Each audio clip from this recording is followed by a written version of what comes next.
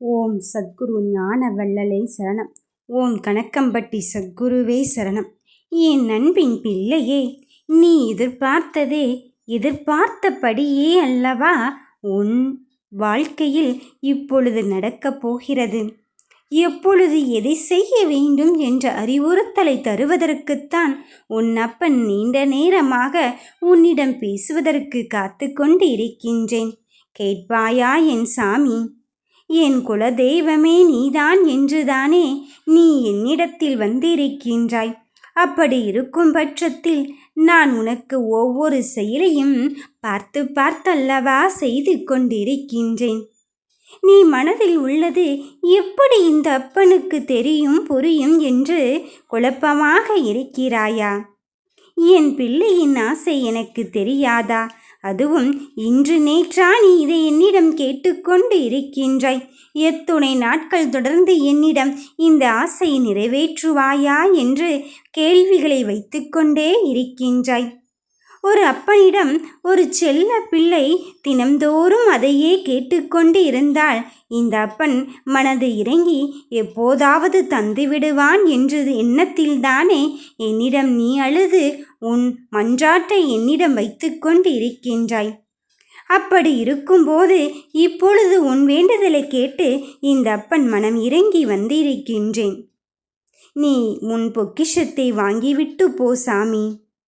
எத்தனை நாட்களுக்குத்தான் அழுகையும் கண்ணீருமாக என் காலத்தை கடத்துவேன் என்று நீ கேட்கின்றாய். படுத்தால் தூக்கமில்லை, இங்கு சாப்பிட்டாலும் சாப்பிட்ட உணவு ஜீரணம் இல்லை, ஏதோ வாழ்ந்து கொண்டு இருக்கின்றேன் நடைப்பிணமாக, இவ்வளவுதான் என் வாழ்க்கை, முடிந்தே விட்டது என்று நீ என்னிடம் உன் வாழ்க்கையை முறையிட்டு கொண்டிருக்கின்றாய். இந்த முறையிட்டு பெரிதும் ஒன்று என்னை அலட்சியப்படுத்தவில்லையோ என்று யோசிக்க வேண்டாம். என் தங்க பிள்ளையே, உன் பிரார்த்தனையை எப்படி நான் அலட்சியப்படுத்துவேன் என்று எண்ணிக்கொண்டு இருக்கின்றாய். அதுவும் என் செல்ல பிள்ளை கேட்டால் எப்படி தராமல் இருப்பேன் என்று நீ நினைக்கின்றாய். அழுது மன்றாடுவது சாதாரணமானவன்கிட்ட, சகலமும் அறிந்தவன்கிட்ட.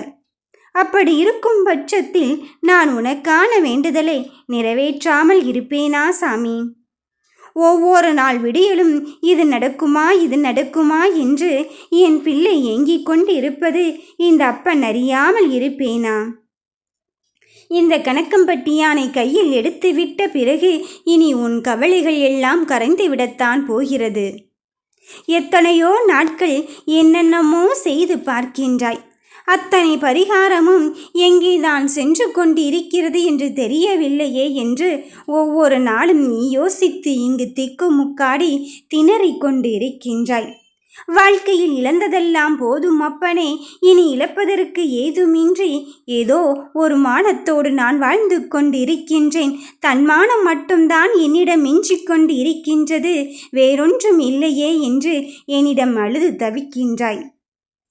உன்னை மட்டுமல்ல, உன் குடும்பத்தை காப்பதும் என் பொறுப்பு என்று நான் சொல்லிவிட்டேன்.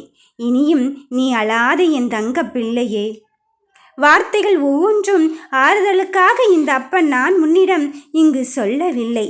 இது என் சத்தியத்தின் உண்மை என்று முழுமையாக என்னை உணர்ந்தவளுக்கு நிச்சயமாக தெரியும். அதுதான் யதார்த்தமான உண்மை. அதுவும் நீ என்னிடமே சரணாகதி அடைந்த பிள்ளை அல்லவா? அப்படி இருக்கும் பட்சத்தில் உன்னை நட்டாற்றில் விட்டு விடுவேனோ என்று எண்ண வேண்டாம். சிக்கல்கள் பல இருந்தாலும் இந்த அப்பனின் கையை அல்லவா நீ பிடித்திருக்கின்றாய். அப்படி இருக்கும் பட்சத்தில் நான் உன்னை கைவிட்டு விடுவேனா? எந்த கரைக்கு போவது என்று தெரியாமல் நீ அங்கும் இங்கும் உன் மனதை அலைபாய வைத்து கொண்டு இருக்கின்றாய். குழப்பமும் சந்தேகமும் உன் மனதில் அங்கு எழுந்து கொண்டே இருக்கின்றது. அந்த குழப்பத்தையும் சந்தேகத்தையும் விட்டுவிட்டு கரையேற்றுவது என்னப்பன் என்பது நீ முழுமையாக உணர்ந்து கொள். சர்வ நிச்சயமாக காலத்திற்கும் பதில் சொல்லும் விதமாகத்தான் உன்னை வெற்றிவாகி சூட வைப்பதற்காக இந்த அப்பன் நான் வந்து கொண்டு இருக்கின்றேன். ஒவ்வொரு நாளும் இப்பொழுது முடிந்தே விட்டதே, இனி எப்பொழுது எனக்கானது நடக்கும், எப்பொழுது எனக்கான வரத்தை என்னப்பன் தருவான் என்று என்னிடம் கேட்டுக்கொண்டு இருக்கின்றாய். அது எப்படி நீ கேட்டு நான் தராமல் இருப்பேன் சாமி? இதோ வந்துவிடு, உன் பொக்கிஷத்தை வாங்கிவிட்டு போ. தருவது சாதாரணமானவன் அல்ல, இந்த அப்பன் சத்குரு. நான் அள்ளி அள்ளி கொடுக்க தயாராகிவிட்டேன். நீ வாங்கிக்கொள். உன் வாழ்க்கை மாறும் தருணம் வந்து விட்டது. இனி எல்லாம் உனக்கு ஜெயமாகத்தான் இருக்கும். நல்லதே நடக்கும். வாழ்க வளமுடன்.